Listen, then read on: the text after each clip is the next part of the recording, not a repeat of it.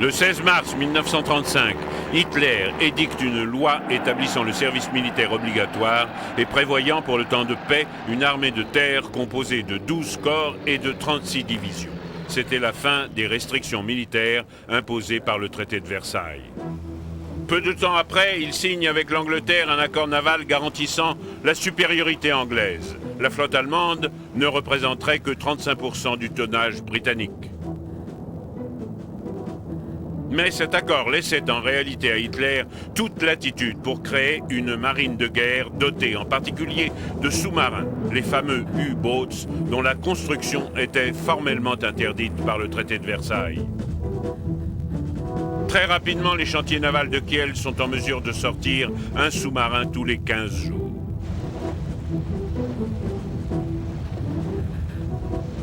Le torpillage de 2500 navires marchands alliés par des U-boats durant la Première Guerre mondiale demeurait un souvenir vivace. Ces attaques répétées avaient provoqué l'entrée des États-Unis dans le conflit. L'amirauté doutait, par conséquent, que les Allemands puissent songer à récidiver. L'accord de Londres, anglo-allemand sur les sous-marins, stipulait, qui plus est, qu'en temps de guerre, les commandants de U-boats étaient tenus de stopper le bateau visé, de sommer son équipage d'amener les canaux de sauvetage et de s'assurer, avant d'ouvrir le feu sur le navire, que tout l'équipage pouvait y prendre place. C'est à cette époque que l'amiral Dönitz, commandant la flotte sous-marine allemande, rédigeait un manuel proposant une stratégie nouvelle intitulée « Die Röteltaktik » ou la tactique en meute. Elle allait revêtir d'énormes conséquences. La Grande-Bretagne était tributaire de sa marine marchande. Il y allait de sa survie. La plupart de ses matières premières et nombre de produits alimentaires étaient importés par bateau. Une situation dont le haut commandement allemand était fort conscient. Aussi, couler plus de bateaux que ne pouvaient en construire les chantiers navals alliés permettrait inévitablement à l'Allemagne de resserrer son étau sur la Grande-Bretagne. L'amirauté avait adopté vers la fin de la Première Guerre mondiale le système des transports en convoi qui, à l'usage, s'était soldé par une réduction sensible des tonnages perdus. Mais la formation des convois retardait le départ individuel des navires. La route choisie n'était pas nécessairement la plus directe pour tous. La vitesse du convoi s'alignait sur celle du navire le plus lent. Enfin, l'arrivée simultanée d'une multitude de bateaux engorgeait les ports et retardait les opérations de déchargement. Tous ces facteurs influaient sur les rotations de navires et réduisaient d'un tiers les tonnages acheminés par la marine marchande britannique.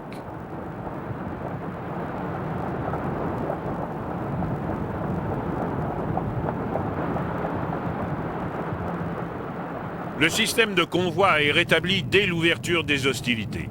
La marine allemande dispose de 46 U-boats prêts à entrer en action. Le plus grand nombre possible d'entre eux avaient été envoyés au large peu avant l'invasion de la Pologne.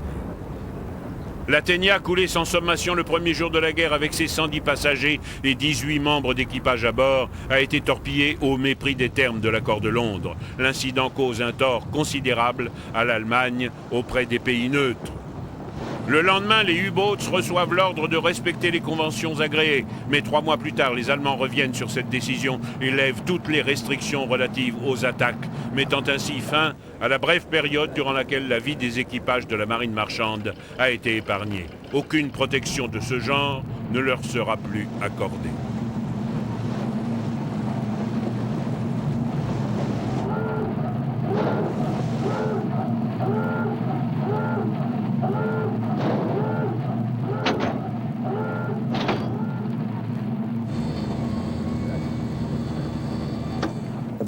La marine marchande a souffert de cette guerre pendant 6 ans. C'était une sale guerre. Les bateaux étaient coulés sans se préoccuper des éléments déchaînés ni des hommes qui ne pouvaient pas sauter dans les canaux. Les navires étaient torpillés par des vents d'une force de 9 ou 10. Les équipages n'avaient aucune chance de survivre. Des milliers d'hommes ont ainsi disparu. Les victoires remportées par l'armée allemande au printemps et au début de l'été 1940 vont contribuer à faciliter le combat des U-boats.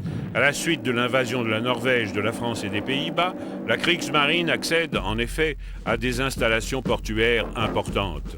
La plupart sont rapidement transformés en bases avancées, permettant ainsi aux sous-marins d'élargir leur zone de patrouille de 450 000 marins.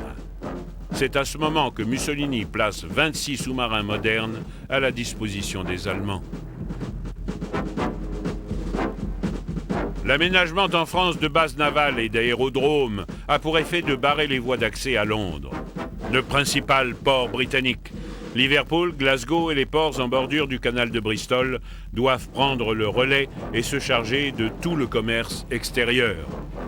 Les Allemands tirent vite parti de leurs forces. En juillet 1940, tous les U-boats et navires de surface disponibles attaquent, tous azimuts. La Royal Navy ne peut escorter les convois au-delà d'un point situé à quelques 200 000 marins à l'ouest de l'Irlande. À partir de là, les convois doivent poursuivre leur route sans protection. Or, les sous-marins allemands pouvaient opérer dans l'Atlantique jusqu'à 25 degrés de longitude, soit à 700 000 marins à l'ouest des côtes. Ils avaient la partie belle.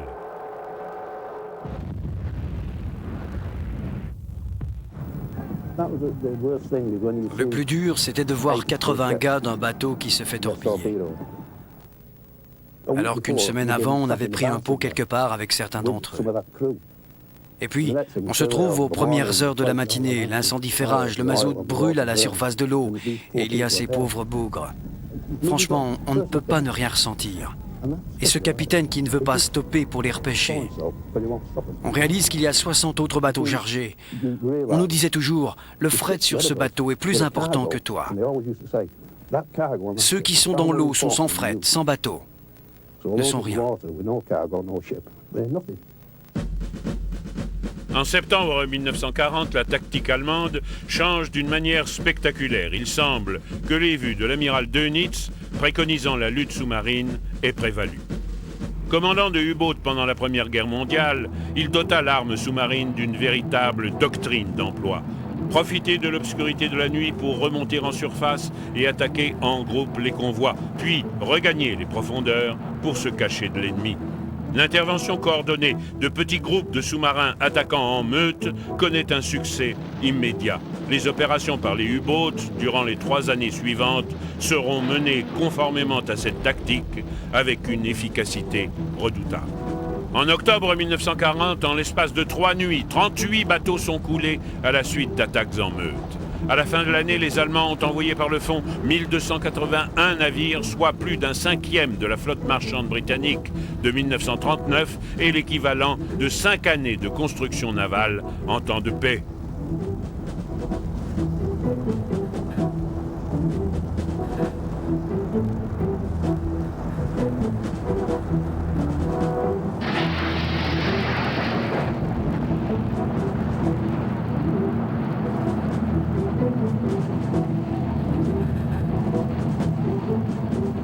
La Royal Navy n'était pas alors en état de s'opposer efficacement à la menace posée par les sous-marins allemands, ni de trouver la parade à leur toute dernière tactique. À eux seuls, les U-boats coulaient plus de bateaux que le reste de la marine allemande et la Luftwaffe. La Royal Navy, essentiellement préoccupée par le combat contre les bâtiments de surface, avait minimisé l'importance de se doter d'un système de lutte anti-sous-marine. Les vaisseaux construits pour ce type de combat étaient peu nombreux. La Royal Navy comptait des bateaux anciens, équipés de grenades sous-marines modèle 1917, dotés d'une charge de 250 livres, censés exploser à la profondeur estimée du submersible. Il s'agissait donc d'une arme très imprécise qui devait exploser à moins de 6 mètres d'un U-boat pour le couler.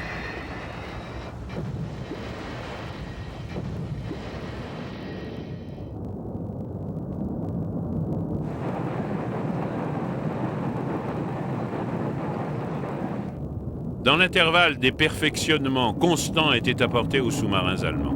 Ils pouvaient plonger à des profondeurs de plus en plus grandes et leurs commandants manœuvraient de plus en plus habilement pour éviter d'être détectés. Un U-boat pouvait rester en plongée de 36 à 48 heures, après quoi il était très vulnérable si des navires de l'escorte l'attendaient au moment où il refaisait surface. Une telle surveillance contraignait toutefois à abandonner le convoi, laissait un trou béant dans l'écran de protection et prêtait le flanc aux attaques d'autres sous-marins allemands. Heureusement, pour la Grande-Bretagne, les Allemands ont commis une erreur colossale en ne construisant que 37 sous-marins au cours des 12 premiers mois de la guerre, alors que les plans initiaux en prévoyaient une centaine. Hitler escomptait en effet une victoire rapide en Europe qui contraindrait la Grande-Bretagne à accepter les conditions de paix posées. Ce n'est qu'en 1941 que la production des U-boats s'accélère. Un temps précieux a été perdu. Si Hitler avait autorisé la poursuite du programme tel qu'il était prévu, les sous-marins de Dönitz auraient pu remporter la bataille de l'Atlantique dès 1941. Ce répit permit aux Alliés de réagir.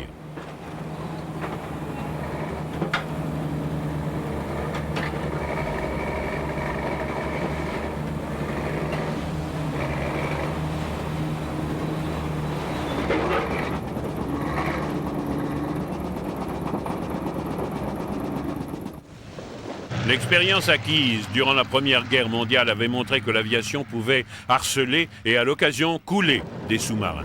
Le Coastal Command de la RAF, en place depuis l'ouverture des hostilités, ne disposait que de patrouilleurs à court ou moyen rayon d'action. Ils étaient pratiquement inopérants face aux sous-marins allemands patrouillant au milieu de l'Atlantique.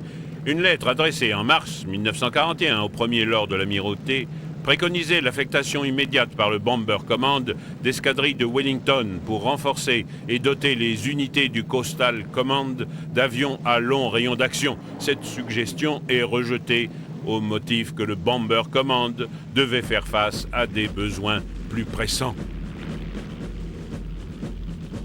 Toutefois, en mai 1941, le Coastal Command reçoit des Catalina américains à long rayon d'action, puis des Liberator à très long rayon d'action dans le cadre de l'accord pré-bail qui vient d'être ratifié.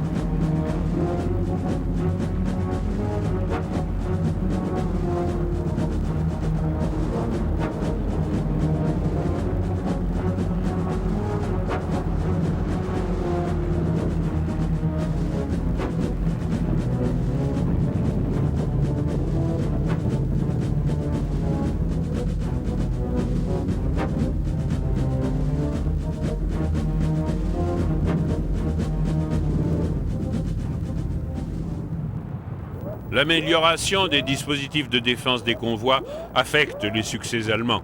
L'époque des victoires faciles tire à sa fin.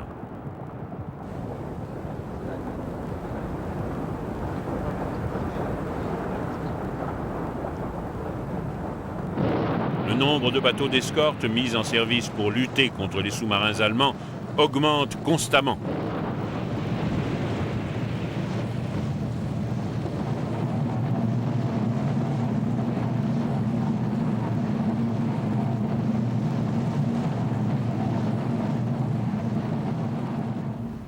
À l'instar de la Royal Navy, la marine canadienne renforce rapidement sa flotte. Au début de la guerre, la Royal Canadian Navy ne disposait que de 6 navires. En 1945, ses effectifs étaient de 90 000 hommes et elle comptait 400 navires.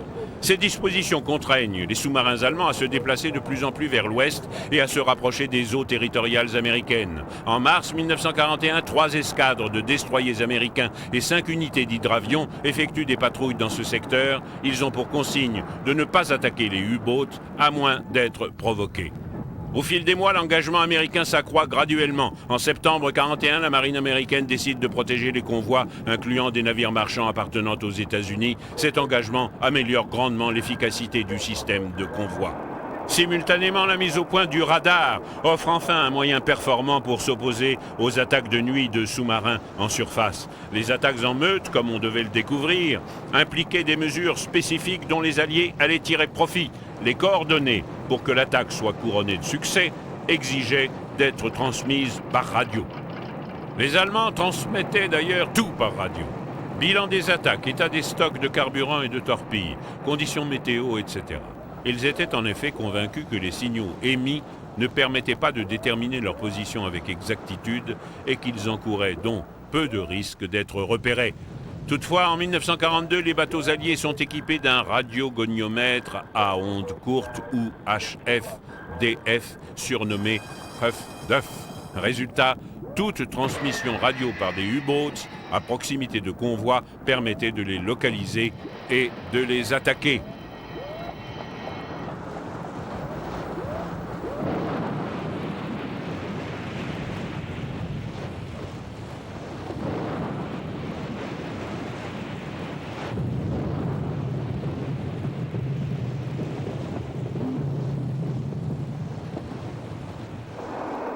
Britanniques et Américains perfectionnent leurs systèmes respectifs de détection sous-marine, l'ASDIC et le sonar.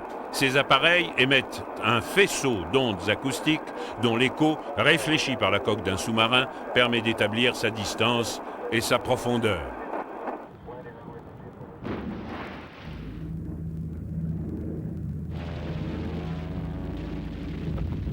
Pour la première fois, les bateaux d'escorte alliés coulent un nombre appréciable de U-boats. Les Allemands réagissent en activant leur production. Ils sortent maintenant 20 sous-marins par mois. La bataille se poursuit durant l'automne et l'hiver 1942. De juin à décembre, les navires marchands coulés par les U-boats représentent 3 millions de tonnes. Moins de la moitié de ce tonnage est compensé par la construction de nouvelles unités. Au début de 1943, la situation est critique. De cette forêt de poutres d'acier, quelque part dans le nord, des navires destinés au maintien de notre nation maritime sont mis à l'eau, soit un tous les 23 jours. Les lancements hauts en couleur de jadis ne sont plus de mise. Lorsque par hasard une bouteille se brise sur la coque d'un navire pour le baptiser, c'est sans fanfare ni guirlande. Plus d'un bateau quitte sa rampe sans cérémonie et dans l'anonymat. Tous sont des navires de guerre.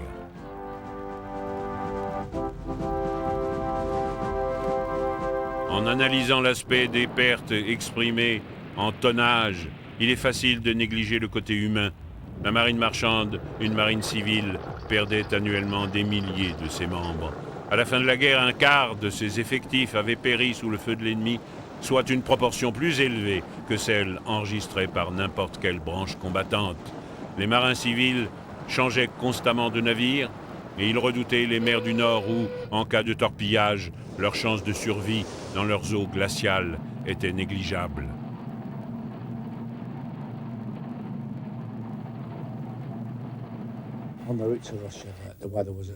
Lorsqu'on se rendait en Russie, le temps était atroce.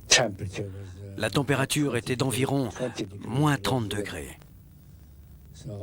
Si on avait le malheur de s'accouder à la moindre rambarde, on se brûlait la peau, elle se déchirait et restait attachée. Il faisait un froid de canard.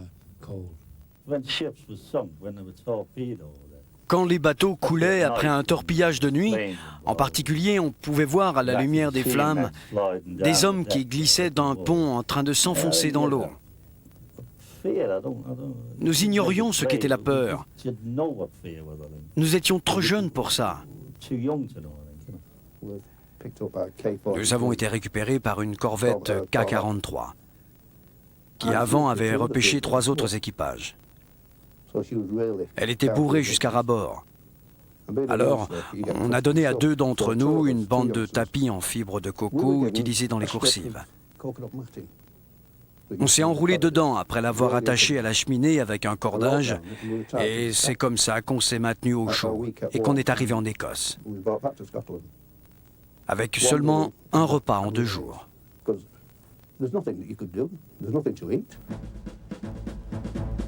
Le gouvernement américain crée 3 vastes camps pour entraîner des équipages de remplacement. Usant de méthodes militaires, ils assurent l'instruction accélérée des marins civils, l'énorme machine de guerre américaine étant surmultipliée. La production navale industrielle et la formation des hommes sont en constante progression. La mise en service des Liberty Ships va jouer un rôle éminent dans la bataille, engagée pour remplacer les tonnages perdus. Ce navire de transport de conception très simple, calqué sur un modèle britannique, est simplifié encore davantage par les constructeurs américains. Ces 30 000 pièces préfabriquées sont assemblées dans les usines de montage qui prolifèrent à travers les États-Unis.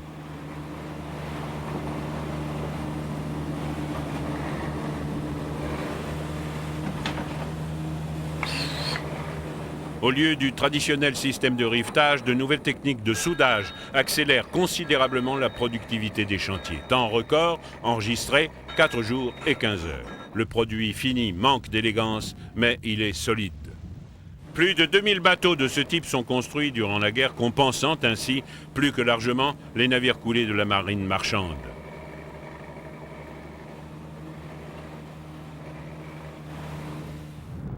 Jusqu'en 1943, les principales unités d'escorte étaient composées de corvettes. Ces petits bâtiments de 925 tonnes, dont la conception s'inspirait de celle des baleiniers, avaient été armés par la Royal Navy juste avant la guerre pour assurer les patrouilles le long des côtes. La lutte anti-sous-marine s'étant propagée à travers l'Atlantique, les corvettes sont construites en grand nombre pour servir d'escorte aux convois en attendant qu'une meilleure solution soit trouvée. Elles se révèlent précieuses pour la lutte anti-sous-marine car elles tiennent extrêmement bien la mer et leur autonomie leur permet de traverser l'Atlantique.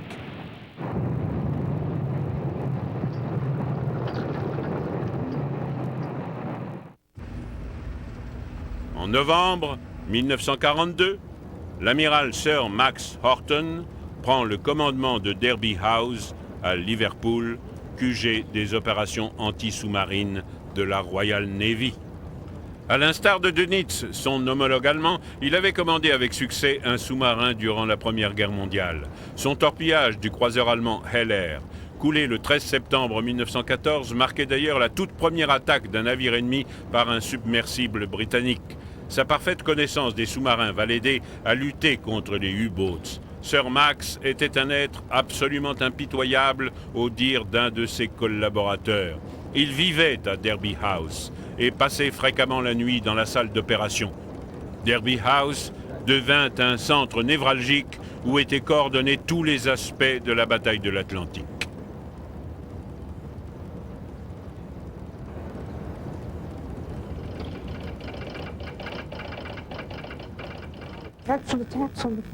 Attaque d'un convoi.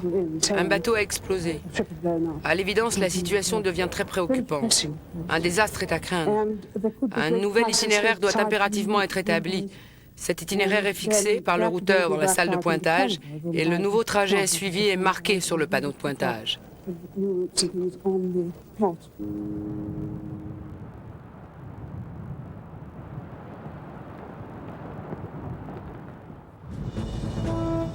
Ce film de propagande de guerre se fait l'écho d'une innovation alliée. Le pétrolier ravitailleur est idéal. Sa longue coque et son pont inférieur permettent d'installer des canaux de sauvetage, des radeaux, des dispositifs d'appontage. Il est toujours en état de naviguer, que ses cales soient remplies de marchandises ou de lest. Bref, le candidat idéal pour être reconverti en porte-avions de la marine marchande. En tant que MacShip, il doit accueillir 63 autres personnes à bord.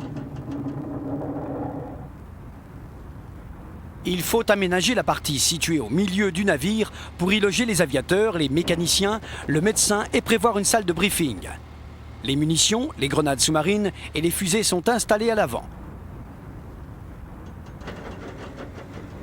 Au lieu d'être doté d'une passerelle supérieure à l'instar de tout autre porte-avions, le Mac dispose d'un double poste de navigation et de contrôle aérien. Il faut l'équiper bien sûr de canaux, de radeaux et d'armes supplémentaires. Il transporte 10 000 litres d'essence d'avion dans une de ses citernes, la plus grande, vide d'ordinaire, mais qui permet de compenser le poids supplémentaire des aménagements nouveaux. Ces autres citernes contiennent des chargements complémentaires. Ainsi, la marine marchande et l'aviation militaire coopèrent sur un même bateau, et c'est un capitaine marchand qui commande à des militaires.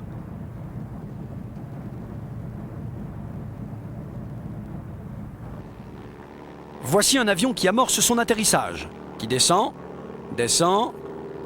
Descends. C'est raté. Trop loin sur bâbord. Allez, repars et retente ta chance.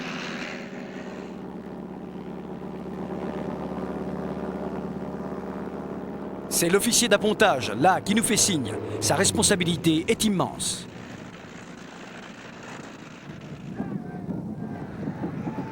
L'aménagement des premiers Mack Ships était réduit à sa plus simple expression. Les avions étaient parqués à l'arrière sur le pont d'envol et les réparations faites en plein air.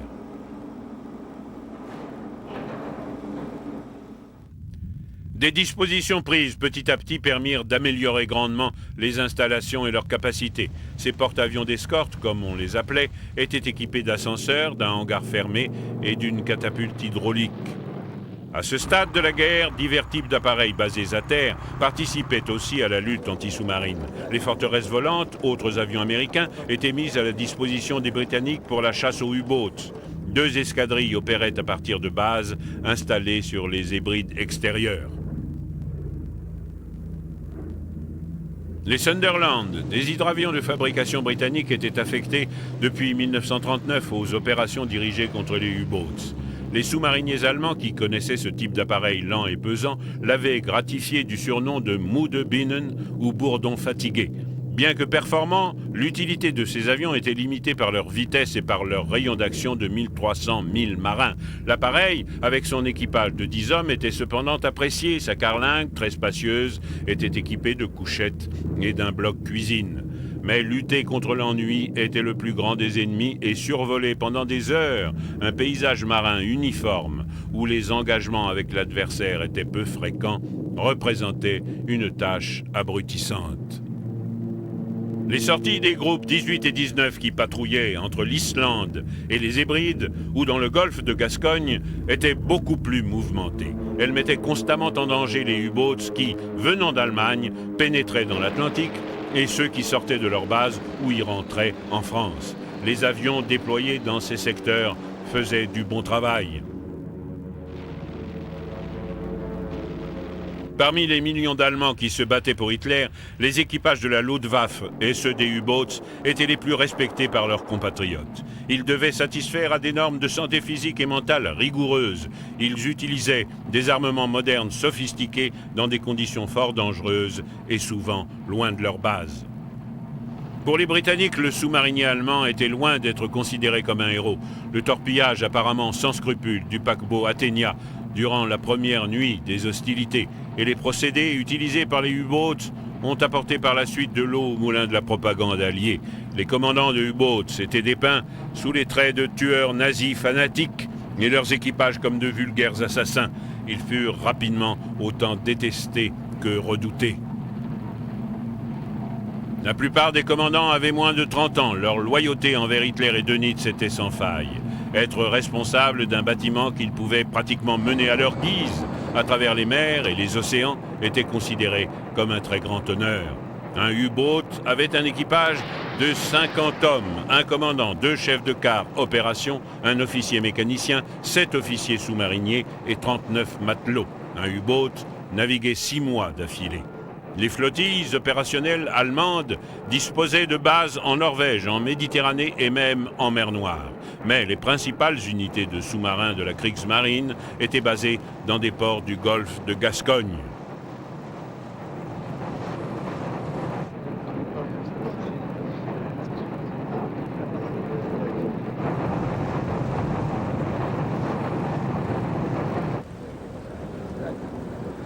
Pour rejoindre ces bases, les U-boats devaient faire un détour qui les conduisait entre les îles Féroé et l'Islande, la route la plus directe depuis que les Britanniques avaient miné le Pas-de-Calais. Parvenus dans l'Atlantique, ils pouvaient être envoyés dans la zone qu'ils avaient baptisée Das Todesloch, le trou de la mort. Au début de 1943, pas moins de 8 flottilles opérationnelles dotées théoriquement chacune de 25 bateaux utiliser des installations portuaires françaises. Les Alliés ne prirent conscience que lentement de l'importance de ces bases. En juillet 1941, le Coastal Command de la RAF avait instamment recommandé au Bomber Command d'attaquer chaque port en fonction de ses disponibilités. Mais il ne fut pas écouté. Il faut attendre la fin de l'année 1942 pour que la RAF et l'aviation militaire américaine reçoivent l'ordre d'attaquer en priorité les chantiers de sous-marins et les bases du golfe de Gascogne.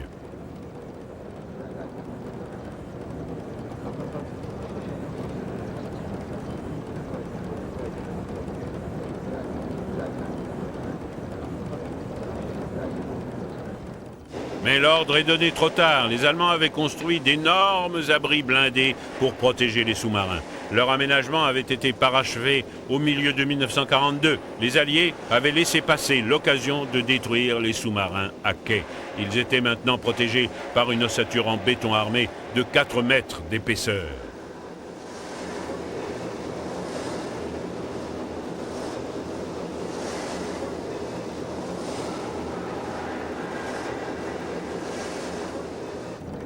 En octobre 1942, l'aviation alliée passe enfin à l'offensive.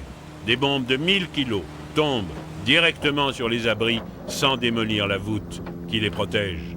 Au cours des mois suivants, l'aviation américaine effectue de jour et la RAF de nuit des raids ponctuels sur les installations portuaires.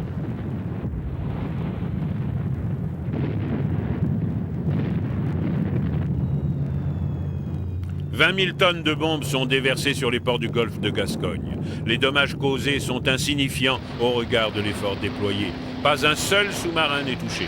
Grâce à leur abri en béton, leur maintenance et leur ravitaillement en carburant, torpilles, munitions et vivres se poursuivent correctement. En mer, les U-boats redoutaient davantage les attaques de l'aéronaval que celles des navires d'escorte. L'avion qui piquait en sortant d'un nuage ou qui, de nuit, les repérait au radar, avait le temps de larguer un chapelet de grenades sous-marines avant qu'ils puissent plonger à une profondeur sûre. Les sous-mariniers ignoraient pratiquement tout des pertes subies. Leurs escales étaient trop brèves pour déterminer qui était en patrouille et qui n'en reviendrait jamais. Aucun bilan n'était fourni car il convenait de maintenir le moral des équipages. Peu d'entre eux se rendaient compte, au début de 1943, qu'en vertu de la loi des probabilités, leur sous-marin sombrerait au cours de sa 3e ou 4e patrouille et qu'ils avaient une chance sur 3 d'être repêchés.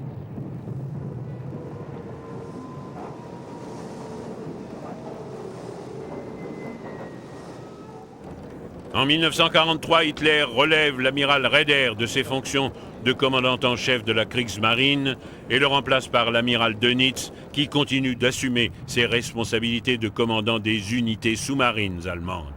La poursuite de la guerre voit diminuer l'importance accordée jusque-là aux bâtiments de surface. Dönitz accorde la priorité aux U-boats. Heureusement pour les Alliés que cette restructuration n'ait pas eu lieu 2 ans plus tôt.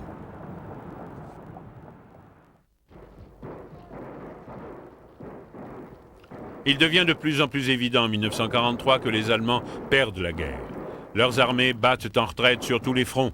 L'invasion de l'Europe par les Alliés est désormais inévitable. La RAF et l'aviation militaire américaine multiplient leurs raids sur les villes industrielles et sur les autres cibles stratégiques allemandes. En juillet 1944, Hitler échappe de justesse à un attentat.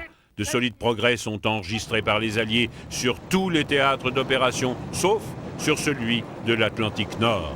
Cependant, en l'espace de quelques mois, là aussi, la situation se renverse.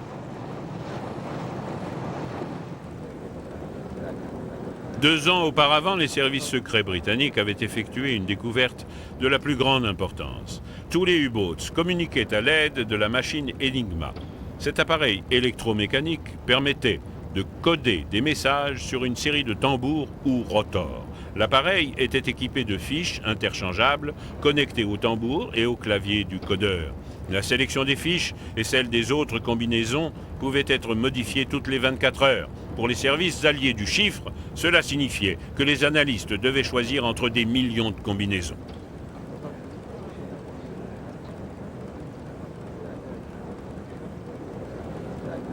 Au début de la guerre, le réseau de renseignement polonais en France et le réseau Alliance informaient Londres des départs de U-boats quittant leur base dans le golfe de Gascogne. Les réseaux ignoraient toutefois quelles étaient leurs destinations et leurs zones de patrouille. La salle de pointage des U-boats à Derby House ne connaissait leur position ou leur mouvement que lorsqu'ils attaquaient ou lorsqu'ils étaient repérés par des bateaux ou par des avions alliés. Ce manque d'informations ponctuelles constituait un sérieux handicap qui allait en s'aggravant.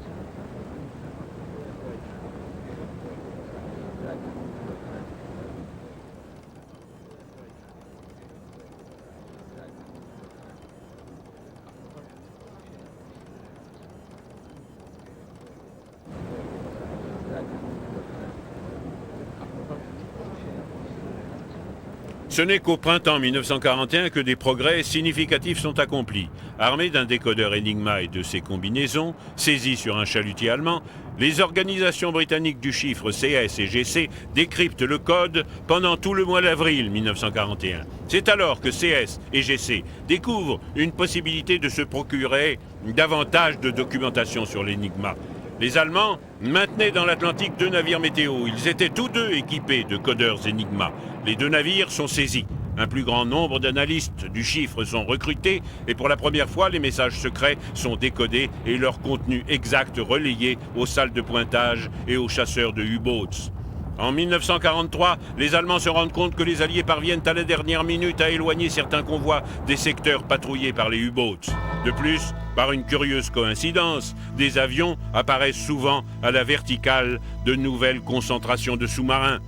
La Kriegsmarine cherche alors à établir si cette nouvelle donne procède de fuite ou du déchiffrage de ces messages.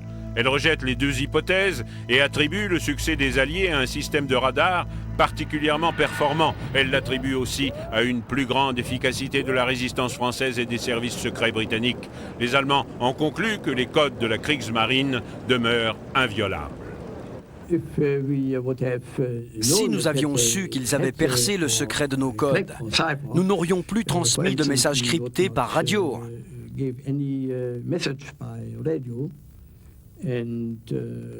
Mais personne n'était au courant de cela. Nous avons appris la chose bien des années après la guerre.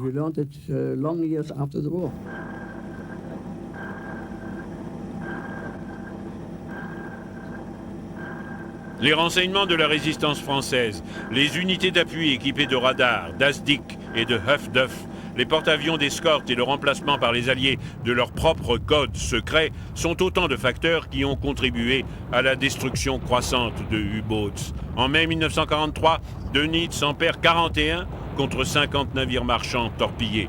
À la fin du mois de mai, il ordonne le retrait des U-boats déployés sur le théâtre nord-atlantique. En juillet 1943, le tonnage des bateaux nouvellement mis en service dépasse le total des tonnages coulés depuis 1939. Dönitz ne se remettra jamais des échecs essuyés au printemps et durant l'été de 1943. Les progrès techniques faits par les Allemands, tels le Schnorkel qui permettait aux U-boats dotés de moteurs diesel de naviguer en plongée grâce à un tube rétractable affleurant la surface, et les torpilles acoustiques autoguidées par l'écho émis par la cible sont survenus trop tard. Les tactiques de patrouille et d'attaque en meute sont abandonnées en 1943. En 1944, les probabilités de survie d'un U-boat dans un secteur opérationnel ne dépassaient plus 1 patrouille et demie. En août de la même année, les briseurs de barrage de l'escadrille 617 de la RAF parviennent, à l'aide de Tallboy, des bombes de plus de 5000 kilos, à défoncer les abris bétonnés qui protégèrent les U-boats. Peu après, les troupes alliées débarquées en France les chassent de leurs repères. Dès qu'ils les quittaient, ils s'exposaient aux attaques aériennes. Durant la dernière année de la guerre, 57 U-boats ont été coulés par l'aviation alliée. Le 30 avril 1945, Hitler se suicide. Il avait auparavant désigné Dönitz pour lui succéder à la tête de l'État allemand. Une semaine plus tard, la guerre prend fin en Europe. 49 U-boats sont encore en mer. Leur haut commandement leur ordonne de se rendre. Au mépris des conditions de reddition imposées par les Alliés, ceux qui sont en rade sont sabordés. Quelques heures plus tard, la guerre est terminée.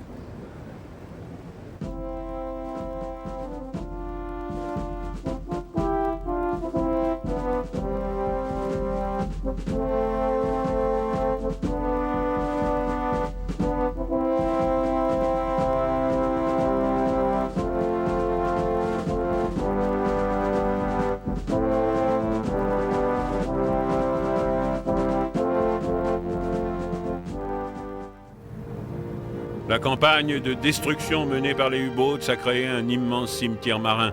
Sur 5150 navires marchands perdus au cours de la guerre, 2828 ont été coulés par des sous-marins ennemis. Ils sont responsables de la mort de près des 2/3 des effectifs de la marine marchande, qui au début de la guerre comptait 50 000 hommes. Les pertes subies par l'Allemagne sont tout aussi effroyables. Sur 1131 U-boats mis en service, 735 ont été détruits. Le monument commémoratif érigé près de Kiel énumère les noms de 27 491 sous-mariniers.